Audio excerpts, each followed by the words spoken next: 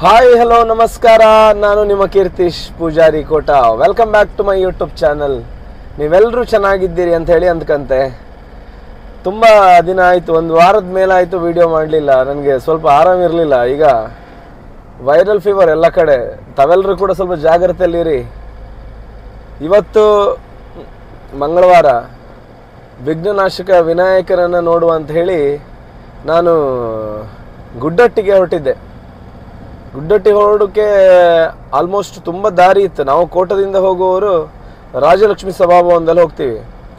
ಸಾಯ್ಬ್ರಕಟ್ಟೆಯಲ್ಲಿ ಒಂದು ದಾರಿ ಇದೆ, ಆಮೇಲೆ ಶಿರಿಯಾರದಲ್ಲಿ ಹೋಗ್ಬೋದು, ಆಮೇಲೆ ಬಿದ್ಕಲ್ಕಟ್ಟೆ, ಆಮೇಲೆ ಹುಣಸಮಕ್ಕಿ, ಆಮೇಲೆ ತೆಕ್ಕಟ್ಟೆ, ಎಲ್ಲ ಭಾಗದವರಿಗೂ ಆಯಾ ದಾರಿಗಳಿವೆ. ಗುಡ್ಡಟ್ಟು ಅನ್ನುವಂಥದ್ದು ಪುರಾಣ ಪ್ರಸಿದ್ಧವಾಗಿರುವಂತಹ ಶಿಲೆಯಲ್ಲಿ, ಅಂದರೆ ಒಂದು ಏಕಮುಖ ಶಿಲೆ. ಆ ಶಿಲೆಯ ಅಡಿಭಾಗದಲ್ಲಿ ದೇವರು ವಿನಾಯಕ ಮೂಡಿ ಬಂದಿರುವಂತಹ ದೇವಸ್ಥಾನ. ನನಗೆ ಅದರ ಬಗ್ಗೆ ಅಷ್ಟೊಂದು ಗೊತ್ತಿಲ್ಲ, ಬಟ್ ತಿಳ್ಕೊಳ್ಳುವ.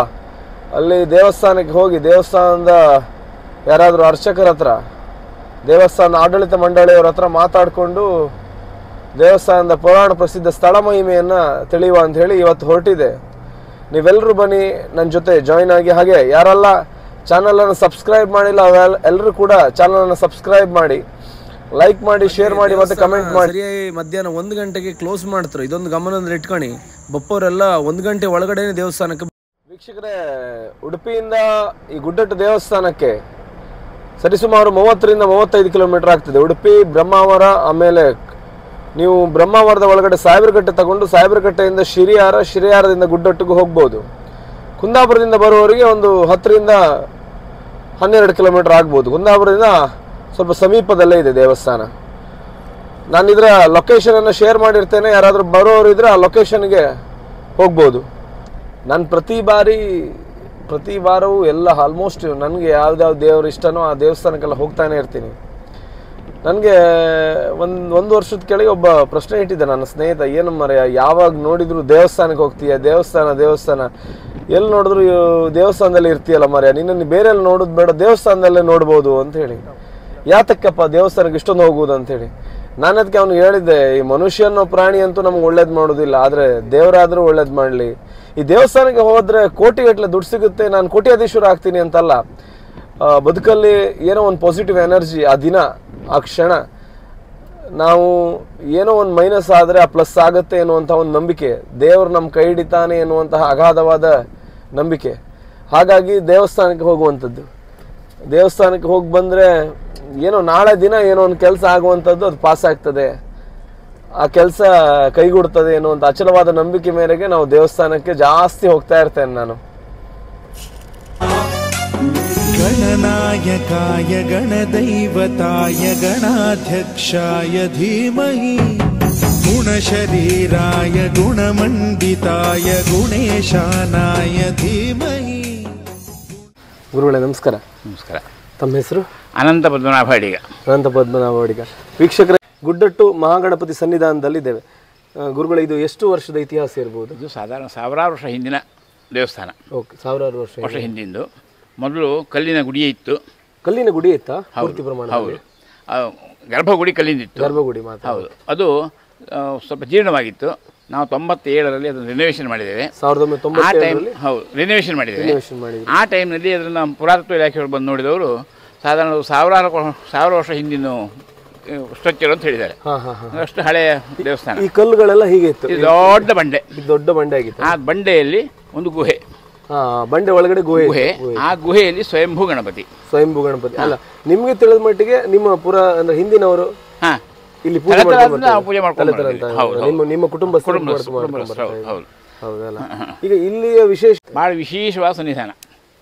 ಒಂದನೇದಾಗಿ ಸ್ವಯಂಭೂ, ಎರಡನೇದಾಗಿ ಜಲಾಧಿವಾಸ, ಮೂರನೇದಾಗಿ ಬಲಮುರಿ. ಹಾಗೆ ದೊಡ್ಡ ಬಂಡೆ. ಆ ಬಂಡೆಯಲ್ಲಿ ಪೂರ್ವಾಭಿಮುಖವಾಗಿ ಒಂದು ಗುಹೆ. ಆ ಗುಹೆಯಲ್ಲಿ ಸ್ವಯಂಭೂ ಗಣಪತಿ. ಕಾಲಿಂದ ಕೆಳಗೆ ತಲೆಯಿಂದ ಮೇಲೆ ಮೂಲ ಬಂಡೆ ಸೇರಿದೆ. ಸುತ್ತಲೂ ಜಾಗ ಇದೆ. ಭಾಳ ಸ್ಪಷ್ಟ ಆಕಾರ ಇದೆ. ಸ್ವಯಂಭೂನಲ್ಲಿ ಹೆಚ್ಚಾಗಿ ಆಕಾರ ಇರೋದಿಲ್ಲ. ದೊಡ್ಡದೊಂದು ಬಂಡೆ, ಒಂದು ಆನೆಯ ಆಕಾರ ಅಥವಾ ಸುಂಡ್ಲು ಬಂದ ರೇಖೆ ಇರ್ತದೆ, ಗಣಪತಿ ಅಂತ ಹೇಳ್ತಾರೆ. ಇದಾಗಲ್ಲ, ಭಾಳ ಸ್ಪಷ್ಟ ಆಕಾರ. ಎರಡನೇದಾಗಿ ಜಲಾಧಿವಾಸ, 365 24 ಗಂಟು ಕುತ್ತಿಯವರೇ ನೀರಲ್ಲಿ ಇರುವಂಥದ್ದು. ನೀರಿನಲ್ಲೇ ಮುಳುಗಿರುವಂಥದ್ದು. ಕುತ್ತಿಗೆಯವರೇ ಮಾತ್ರ. ಹೌದು, ಕುತ್ತಿಗೆ ತನಕ. ಇಲ್ಲಿಯ ಸ್ಥಳ ಪುರಾಣ ಪ್ರಕಾರ ತ್ರಿಪುರಾಸುರ ಸಂಹಾರ ಕಾಲದಲ್ಲಿ ಈಶ್ವರ ಒಮ್ಮೆ ಗಣಪತಿಯನ್ನು ಪ್ರಾರ್ಥನೆ ಮಾಡದೆ ಯುದ್ಧಕ್ಕೆ ಹೋಗ್ತಾನೆ. ಇಲ್ಲಿ ಗಣಪತಿಯನ್ನು ಪ್ರಾರ್ಥನೆ ಮಾಡದೆ ಯುದ್ಧಕ್ಕೆ ಹೋಗ್ತಾನೆ ಈಶ್ವರ. ಯಾರೇ ಆಗಲಿ ಒಂದು ಶುಭ ಕೆಲಸಕ್ಕೆ ಹೋಗುವ ಮೊದಲು ಗಣಪತಿಯನ್ನು ಪ್ರಾರ್ಥನೆ ಮಾಡಿ ಹೋಗಬೇಕು. ಅದು ಗಣಪತಿ ಇರುವಂಥ ವಿಶೇಷ ಸವಲತ್ತು. ಈಶ್ವರ ತಪ್ಪುತ್ತಾನೆ, ಆವತ್ತು ಅವನು ಹಿನ್ನಡೆ ಆಗುತ್ತೆ. ಗಣಪತಿ ಅಂದರೆ ವಿಘ್ನ ಕಾರಕನೂ ಹೌದು, ವಿಘ್ನ ನಿವಾರಕನೂ ಹೌದು. ವಿಘ್ನ ತಂದು ಹಾಕ್ತಾನೆ, ವಿಘ್ನವನ್ನು ನಿವಾರಣೆಯೂ ಮಾಡ್ತಾನೆ. ಗಣಪತಿಯಿಂದ ವಿಘ್ನ ಬಂದಿದ್ದು ಗೊತ್ತಾಗಿ ಈಶ್ವರನಿಗೆ ಕೋಪ ಬರುತ್ತೆ. ಈಶ್ವರ ಯಾವಾಗಲೂ ಶೀಘ್ರ ಕೋಪಿ, ಅವನಿಗೆ ಸಿಟ್ಟು ಬರೋದು ಬೇಗ ಸಿಟ್ಟು ಬಂದು ಆ ಗಣಪತಿಯ ಮೇಲೆ ಆಗ್ನೇಯಾಸ ಪ್ರಯೋಗ ಮಾಡ್ತಾನೆ. ಯಾಕಂದರೆ ತನ್ನ ಕಾರ್ಯಕ್ಕೆ ತನ್ನ ಮಗನಿಂದ ವಿಘ್ನ ಬಂದಿದ್ದು ಅಂತ ಸಿಟ್ಟು ಬಂದು ಅವನ ಮೇಲೆ ಆಗ್ನೇಯಾಸ ಪ್ರಯೋಗ ಮಾಡ್ತಾನೆ. ಆದರೆ ಯಾವ ಅಸ್ತ್ರ ಕೂಡ ಗಣಪತಿ ಏನು ಮಾಡಲಿಕ್ಕೆ ಆಗೋದಿಲ್ಲ. ಅದೇ ರೀತಿಯಲ್ಲಿ ಈಶ್ವರ ಬಿಟ್ಟ ಅಸ್ತ್ರ ಹುಸಿಯಾಗಲಿಕ್ಕೆ ಸಾಧ್ಯ ಇಲ್ಲ. ಅದು ಏನು ಮಾಡಿದ್ರೆ ಹಾಗೆ ವಾಪಸ್ ಹೋಗೋಗಿಲ್ಲ. ಹಾಗಿದ್ರೆ ಗಣಪತಿಯನ್ನು ಅನಾಮತಾಗಿ ಇಟ್ಕೊಂಡು ಹೋಗಿ ಮಧುಸಾಗರದಲ್ಲಿ ಕೆಡೀತದೆ. ನಮ್ಮ ಪುರಾಣ ಪ್ರಕಾರ ಸಪ್ತಸಾಗರ ಒಂದು ಮಧುಸಾಗರ. ಮಧು ಒಂದು ಜೇನು. ಗಣಪತಿಗೆ ಸಿಹಿ ಇಷ್ಟ, ಅದ್ರ ಜೇನು ಬಹಳ ಇಷ್ಟ. ಮಧುಸಾಗರದ ಬಿದ್ದು ಯಥೇಚ್ಛ ಮಧುಪಾನ ಮಾಡ್ತಾನೆ, ಖುಷಿ ಆಗುತ್ತೆ. ಆವಾಗ ಅವನು ವರಪ್ರದಾನ ಮಾಡ್ತಾನೆ. ತನ್ನಲ್ಲಿ ಯಾರು ತಂದು ಹಾಕಿದಾರೋ ಅವ್ರ ಕೈ ಜಯ ಆಗಲಿ ಅಂತ ವರಪ್ರದಾನ ಮಾಡ್ತಾನೆ. ಆವಾಗ ತ್ರಿಪುರಾಸುರ ಸಂಹಾರ ಆಗುತ್ತೆ. ಆದರೆ ಜೇನು ಲಿಮಿಟ್ ಪ್ರಕಾರ ನೋಡಿದ್ರೆ ಔಷಧ, ಲಿಮಿಟ್ ತಪ್ಪಿದರೆ ಬಹಳ ಉಷ್ಣ. ಯಥೇಚ್ಛ ಮಧುಪಾನ ಮಾಡಿದ್ರಿಂದ ನೀವು ಉಷ್ಣಾದಿಕ್ಕಿಂತ ಉರಿ ತಲೀಲಿಕ್ಕಾಗದೆ ಮಧುಸಾಗರ ಒದ್ದಾಡ್ತಾ ಇದ್ದಾನೆ ಗಣಪತಿ. ಅದನ್ನು ಈಶ್ವರ ನೋಡಿ ಅವನಿಗೆ ಇಲ್ಲಿ ಒಂದು ಸಣ್ಣದೊಂದು ಹೊಳೆ ಇದೆ ಪಕ್ಕದಲ್ಲಿ ಅದಕ್ಕೆ ನರಸಿಂಹತೀರ್ಥ ಅಂತ ಹೆಸರು. ಅದು ಹಾಲಾಡಿ ಹತ್ರ ರತ್ನಗಿರಿ ಅಂತ ಬೆಟ್ಟ ಉಂಟು. ಆ ಬೆಟ್ಟದ ಮೇಲೆ ನರಸಿಂಹ ದೇವಸ್ಥಾನ ಇದೆ. ಆ ದೇವರ ಮೈಯಿಂದ ಹುಂಡು ನೀರು ಯಾವಾಗಲೂ ಬೀಳ್ತಾ ಇರ್ತದೆ. ಅದು ಇದೆ ಉಗಮ ಸ್ಥಾನ. ನರಸಿಂಹತೀರ್ಥ ಅಂತ ಹೆಸರು ಈ ಹೊಳೆಗೆ. ಆ ನರಸಿಂಹತೀರ್ಥ ಪಕ್ಕದಲ್ಲಿ ಜಲಾಧಿವಾಸವಾಗಿರುವಂಥ ಈಶ್ವರ ಇದ್ದು ಅವನು ಈ ಸ್ಥಾನ ಕೊಡಿಸಿರುವಂಥ ಪ್ರತೀತಿ. ಹಾಗೆ ಅವನು ಈಶ್ವರ ಕುತ್ತಿಯವರಿಗೆ ಯಾವಾಗಲೂ ನೀರಲ್ಲಿ ಇರುವಂಥದ್ದು ಉರಿ ಶಮನಕ್ಕಾಗಿ. ಈ ಸ್ಥಳ ಪುರಾಣಕ್ಕೂ ಇಲ್ಲಿಯ ಪೂಜಾ ಕ್ರಮ ಕೂಡ ಹೊಂದಾಣಿಕೆ, ಅದು ಬಹಳ ವಿಶೇಷ. ಗಜಾನನಂ ಭೂತಗಣಾದಿ ಸೇವಿತಂ ಕಪಿಷ್ಟ ಜಂಬೋ ಬಲಸಾರ ಭಕ್ಷಿತಂ ಉಮಾಸುತಂ ಶೋಕ ವಿನಾಶ ಕಾರಣಂ ನಮಾಮಿ ವಿಘ್ನೇಶ್ವರ ಪಾದ ಪಂಕಜಂ. ಬೆಳಗಾಯ್ತು ಏಳು ಹೇ ಮುದ್ದು ಬೆನಕ, ಭುವಿಯೆಲ್ಲ ರಂಗಾಯ್ತು ನೀ ಏಳು ಬೆನಕ. ಬೆಳಗಾಯ್ತು ಏಳು ಹೇ ಮುದ್ದು ಬೆನಕ, ಭುವಿಯೆಲ್ಲ ರಂಗಾಯ್ತು ನೀ ಏಳು ಬೆನಕ ಅಂಬಾ. ವೀಕ್ಷಕರೇ, ಅನಂತ ಪದ್ಮನಾಭ ಅಡಿಗರ ಜೊತೆಯಲ್ಲಿ ನಾವು ಗುಡ್ಡಟ್ಟು ಶ್ರೀ ವಿನಾಯಕ ದೇವಸ್ಥಾನದ ಸ್ಥಳ ಪುರಾಣವನ್ನು ಕೇಳ್ತಾ ಇದ್ದೇವೆ. ಸರ್, ತದನಂತರ ದಿನಗಳಲ್ಲಿ ದೇವಸ್ಥಾನದ ಪ್ರತಿಷ್ಠಾಪನೆ ಬಗ್ಗೆ ಹೇಗೆ ನಿಮ್ಗೆ ತಿಳಿದಂಥ ವಿಚಾರಗಳೇನಿರ್ಬೋದು? ಇಲ್ಲಿ ಮಹಾ ವಿಶೇಷ ಪೂಜೆಯನ್ನು ಆಯುರ್ಕೊಳ ಸೇವೆ. ಆಯುರ್ಕೊಳ ಅಂದರೆ ಸಹಸ್ರ ಕುಂಭಾಭಿಷೇಕ ಅಂತ ಅರ್ಥ. ನಮ್ಮ ಗಣಪತಿ ಯಾವಾಗಲೂ ನೀರಿನಲ್ಲಿ ಇರುವಂತಹ ಕಾರಣ ಅವನಿಗೆ ಉರಿ ತಳ್ಳಲಿಕ್ಕಾಗದೆ ನೀರಿನಲ್ಲಿ ಕೂತದಾದ್ರಿಂದ ಆ ನೀರು ಕೂಡ ಕೊಂಡದಲ್ಲಿರುವಂಥ ನೀರು ವಾತಾವರಣ ನಿಧಾನ ಬಿಸಿಯಾಗುತ್ತೆ. ನೀವು ಮನೆಯಲ್ಲಿ ಬಾವಿಯಿಂದ ಒಂದು ಕೊಡ ನೀರು ಒಳಗೆ ತೊಗೊಂಡು ಇಟ್ಟರೆ ಅದು ಅರ್ಧ ಗಂಟೆಯಲ್ಲಿ ಬಾವಿ ಇದ್ದಷ್ಟು ತಣ್ಣಗಿರೋದಿಲ್ಲ, ವಾತಾವರಣ ಬಿಸಿ ಆಗುತ್ತೆ. ಅದೇ ರೀತಿ ಒಳಗೆ ನೀರು ಕೂಡ ಹಾಗೆ. ಅವನು ಮೊದಲೇ ಉರಿ ತಲೆಗಾಗಲಿಕ್ಕೆ ಕೂತಾದ್ರಿಂದ ಆ ನೀರು ಬದಲಾಯಿಸಿ ತಂಪಾದ ನೀರು ತುಂಬಿ ಯಾರೊಂದು ತಂಪಾಗಿರ್ತಾರೆ ಅವ್ರ ಕಾರ್ಯ ಜಯಾಗ್ತದೆ. ಇದು ಸ್ಥಳದ ಮಹಿಮೆ. ಅದೇ ರೀತಿಯಲ್ಲಿ ಅದು ಇಲ್ಲಿ ನಡೆಸಿಕೊಡ್ತಾ ಇದ್ದಾನೆ. ಆ ನೀರು ಬದಲಾಯಿಸಿ ತಂಪಾದ ನೀರು ತುಂಬ ಆರಿಕೊಳ್ಳೋ ಪ್ರಕ್ರಿಯೆ. ಆರಿಕೊಳ್ಳೋ ಹಾಗೆ ನೀವು ನೋಡಿದಿರಿ, ಬೆಳಿಗ್ಗೆ ಫಸ್ಟಿಗೆ ಮಹಾ ನೀರಿನಷ್ಟು ತೋಡಿ ತೆಗಿಬೇಕು ಕೈ ಬಟ್ಟಲಿಂದ, ತಾಮ್ರ ಕೈ ಬಟ್ಟಲು ತೋಡಿ ತೆಗಿಬೇಕು ಮ್ಯಾನ್ಯಲಿ. ಯಾಕಂದರೆ ಅದರಲ್ಲಿ ನೀರು ಹೊರತೆ ಬರೋದೂ ಇಲ್ಲ, ಆ ಕೊಂಡದಲ್ಲಿ ಹೊರಬರಲಿಕ್ಕೆ ಜಾಗೂ ಇಲ್ಲ, ಹೋಗುವಂಥ ಸಿಸ್ಟಮ್ಯಾಟಿಕ್ ಇಲ್ಲ, ಪಾತ್ರೆ ಇಟ್ಟ ಹಾಗೆ ಇರ್ತದೆ. ತೋಡಿ ತೆಗೆದು ಒಳಗೆ ಹೋಗಿ ಮತ್ತೆ ದೇವರಿಗೆ ತೈಲಾಭಿಷೇಕ, ಕೊಬ್ಬರಿ ಎಣ್ಣೆ ಹೆಚ್ಚಿ ರುದ್ರಾಭಿಷೇಕ, ಪುನಃ ರುದ್ರಾಭಿಷೇಕ ಹೊರತೆಯ್ತೇವೆ. ಹೊರತೆಗೆ ನಂತರ ಒಂದು 5 ಸೇರಿಕೆ ಅನ್ನ ನೈವೇದ್ಯ ಆಗುತ್ತೆ. ಯಾಕಂದರೆ ಗಣಪತಿ ಯಾವಾಗಲೂ ಮೊದಲ ಪೂಜೆ ಮೊದಲು ನೈವೇದ್ಯ ಸಲ್ಲಬೇಕಂತ ಇರೋದು ಗಣಪತಿಗೆ ಹಾಗಾಗಿ ಒಂದು 5 ಸೇರಿಕೆ ಅನ್ನ ನೈವೇದ್ಯ ಆಗುತ್ತೆ. ಅದಾದ ನಂತರ ಪಂಚಾಮೃತ, ಪುನಃ ರುದ್ರಾಭಿಷೇಕ. ಅಭಿಷೇಕ ಆದ ನಂತರ ಆ ನೀರು ಫುಲ್ ತೆಗೆದು ಒಳಗೆ ಕ್ಲೀನಾಗಿ ಒರೆಸಿ ಚೆಕ್ ಮಾಡಲಿಕ್ಕೊಂಡು ಒಂದು ಹುಂಡು ನೀರು ಕೂಡ ಒಳಗೆ ಉಳಿಲಿಕ್ಕಿಲ್ಲ. ಆ ರೀತಿ ಕ್ಲೀನಾಗಿ ಪ್ರತಿದಿನವೂ ಕೂಡ ನಡೀತದೆ ಅಲ್ಲ. ಎರಡು ಮಾಡಿದ ನಂತರ ಬಂದವರಿಗೆ ದೀಪ ಹಿಡಿದು ತೋರಿಸ್ತೇವೆ. ಆವಾಗ ಮಾತ್ರ ನಮ್ಮ ದೇವರು ನೋಡಲಿಕ್ಕೆ ಸಾಧ್ಯ ಉಂಟು. ಬೇರೆ ಟೈಮಿಗೆ ಏನೂ ಕಾಣಿಸೋದಿಲ್ಲ. ಯಾಕಂದರೆ ನೀರಲ್ಲಿರುವಂಥದ್ದರಿಂದ ಅದು ಒಳ್ಳೆ ಕರಿಶಿಲೆ ಆದ್ದರಿಂದ ನೀರು ಕೂಡ ಕಪ್ಪ ಏನೋ ಎಲ್ಲರೂ ಕಪ್ಪಾಗಿ ಕಾಣಿಸ್ತದೆ. ಏನು ಕಾಣಿಸ್ತದೆ ಆಕೃತಿ ಇರ್ಬೋದು. ಇದು ಸಾಧಾರಣ ಒಂದು 4 ಫೀಟ್ ಎತ್ತರ ಇದೆ. 4 ಫೀಟ್ ಎತ್ತರ ಇಷ್ಟು ದಪ್ಪ ಇದೆ. ಇದು ಯಾರಿಗೂ ಸರಾಸರಿ ಒಂದು ಆಳು ಕೂತು ಪ್ರಮಾಣದಲ್ಲಿ ಇದೆ ವಿಗ್ರಹ. ಇದು ಯಾವತ್ತೂ ವೀಕ್ಷಕರು ಬರುವಾಗ ನೀರು ತುಂಬಿದ್ರಿಂದ ಇದು ಗೊತ್ತಾಗುವುದಿಲ್ಲ. ಅದೇ ಮಧ್ಯದಲ್ಲಿ ಮಾತ್ರ ಆರಿಕೊಳ್ಳೋ ಸಮಯದಲ್ಲಿ ಮಧ್ಯದಲ್ಲಿ ದೇವ್ರು ತೋರಿಸ್ತೇವೆ. ಆವಾಗ ಮಾತ್ರ ದೇವ್ರು ನೋಡ್ಲಿಕ್ಕೆ ಸಾಧ್ಯ ಉಂಟು. ಬ್ಯಾಟ್ರಿ ಏನು ಕಾಣಿಸೋದಿಲ್ಲ. ಕೊನೆಯಲ್ಲಿ ಎಲ್ಲ ಚೊಕ್ಕ ಆದ ನಂತರ ಬಂದವರಿಗೆ ದೀಪ ಹಿಡಿದು ತೋರಿಸಿದ ನಂತರ ಅಲ್ಲಿ ಕಲ್ಪವೃತ ಪೂಜೆ, ನೈವೇದ್ಯ, ಮಂಗಳಾರತಿ ಮತ್ತು ಪುಷ್ಪ ಮುಗಿಸಿ ಪೂಜೆಯವರು ಹೊರಬರ್ತಾರೆ. ಹೊರಬಂದ ನಂತರ ಆ ಕೊಂಡ ತುಂಬುವ ಪವಮಾನ ಮತದಿಂದ ಅಭಿಷೇಕ. ಒಟ್ಟು 2 ಸತಿ ರುದ್ರಾಭಿಷೇಕ ಆಗುತ್ತೆ, ಒಮ್ಮೆ ಪವಮಾಭಿಷೇಕ ಆಗುತ್ತೆ. ಆ 3 ಅಭಿಷೇಕ ಸೇರಿ 1000 ಕೊಡ ನೀರು ಅಭಿಷೇಕ ಆಗುತ್ತೆ. ಹಾಗಾಗಿ ಆ ಸೇವೆಗೆ 1000 ಕೊಡ ಅಂತ ಹೆಸರು. 1000 ಅಂದರೆ ಹಳೆಗನ್ನಡ, ತಮಿಳು, ಮಲಯಾಳಂ, ಸಹಸ್ರ ಕುಂಭಾಭಿಷೇಕ ಅರ್ಥ. ಸಹಸ್ರ ಕುಂಭಾಭಿಷೇಕ ಅದು ಇಲ್ಲಿ ವಿಶೇಷ ಸೇವೆ. ಮೊದಲು ದಿವಸಕ್ಕೆ 1 ಸೇವೆ ಆಗ್ತಾ ಇತ್ತು. 2007ರಿಂದ ದಿವಸಕ್ಕೆ 2 ಸೇವೆ ಮಾಡ್ತಾ ಇದ್ದಾರೆ. ಅಷ್ಟು ಹರಕೆ ಹೊತ್ತಿದ್ದಾರೆ. ಹೌದು, ದಿವಸಕ್ಕೆ 2 ಸೇವೆ ಮಾಡ್ತಾ ಇದ್ದೇವೆ. ಯಾವ ರೀತಿ ಹರಕೆ ಹೊರುವಂತ. ಆದರೂ ಕೂಡ ಈಗ ಬುಕ್ ಮಾಡಿದರೆ ನಿಮ್ಮ 45ನೇ ಇಸ್ವಿಲಿ ಸಿಗುತ್ತೆ ಡೇಟ್. 2045 ಇಸ್ವಿ, 21 ವರ್ಷ ಕಾಯಬೇಕು, ಅಷ್ಟು ಆ ಪರಿಸ್ಥಿತಿ ಇದೆ.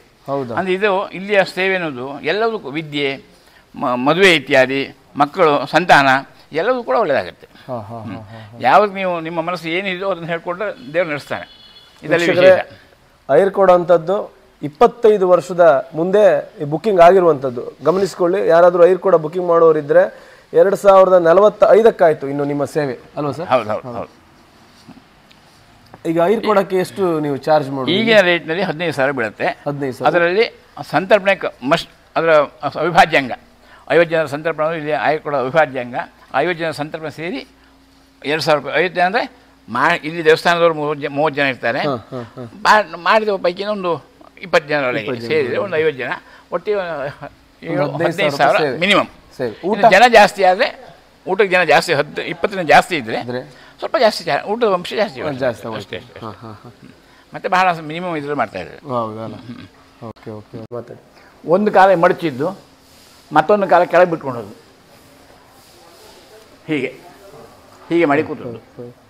ಪೂರ್ವಕ್ಕೆ ಕೂತು ದಕ್ಷಿಣ ಮುಖ ತೀರಿಸಿದ್ದು, ತಲೆಯಿಂದ ಮೇಲೆ ಕಾಲಿನಿಂದ ಕೆಳಗೆ ಮೂಲಮಂಡೆ ಸೇರಿದೆ. ಸುತ್ತಲೂ ಜಾಗ ಇದೆ, ಅದು ಬಹಳ ವಿಶೇಷ. ಸುತ್ತಲೂ ಜಾಗ ಇದೆ. ಈ ಬೇರೆ ದಿವಸದಲ್ಲಿ ಕುತ್ತಿಗೆಯಲ್ಲಿ ಒಂದು ಅಡ್ಡಗೆರೆ ಉಂಟಲ್ಲ, ಅಲ್ಲಿವರೆಗೆ ಯಾವಾಗಲೂ ನೀರಿನಲ್ಲಿ ಇರ್ತದೆ ಜಲಾಧಿವಾಸ. ಪೂಜಾ ಟೈಮ್ನಲ್ಲಿ ಮಾತ್ರ ಆ ನೀರು ತೆಗೆದು ಒಳ ಹೋಗಿ ಪೂಜೆ ಮಾಡಿ ಪುನಃ ನೀರು ತುಂಬಿಸುವಂಥದ್ದು. ಹೌದು ಹೌದು. ಇನ್ನೂ ಒಂದು ವಿಶೇಷ, ವಿಗ್ರಹ ಇಷ್ಟು ದಪ್ಪ ಇದೆ, ತಪ್ಪಿಕೊಳ್ಬೋದು. ಹಿಂದೂ ಕೂಡ ಜಾಗ ಇದೆ. ಹಿಂದೂ ಕೂಡ ಜಾಗ ಇದೆ. ಒಂದು ಬರೇ ಚಿತ್ರ ಫೋಟೋ ಇರ್ತಿರಲ್ಲ, ಅದು ಸಾಲಿಡ್ ಫುಲ್.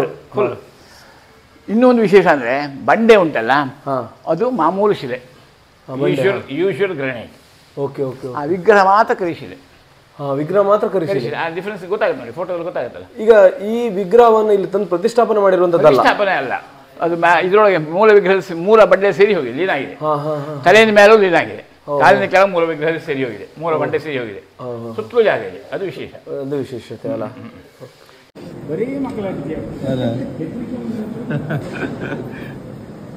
ಊಟಕ್ಕೆ ಕೂತಾಗ ನಮ್ಮ ಹಿಂದ್ಗಡೆ ಹನುಮಂತ ಇದ್ದಿದ್ದ. ಪಾಪ ನಮ್ಮ ಹತ್ರ ಎಷ್ಟಾಯ್ತು ಈ ಪಲ್ಯ ಆಗಿರ್ಬೋದು, ಸ್ವೀಟ್ ಎಲ್ಲ ನಾನು ಅವನಿಗೆ ಹಾಕಿದೆ. ವೀಕ್ಷಕರೇ, ವಿಡಿಯೋ ಇಷ್ಟ ಆಗಿದ್ರೆ ಲೈಕ್ ಮಾಡಿ, ಕಮೆಂಟ್ ಮಾಡಿ, ಶೇರ್ ಮಾಡಿ. ಯಾರಾದರೂ ಚಾನಲ್ನ ಸಬ್ಸ್ಕ್ರೈಬ್ ಮಾಡದೇ ಇದ್ದವರು ಚಾನಲ್ನ ಸಬ್ಸ್ಕ್ರೈಬ್ ಮಾಡಿ. Thank you so much.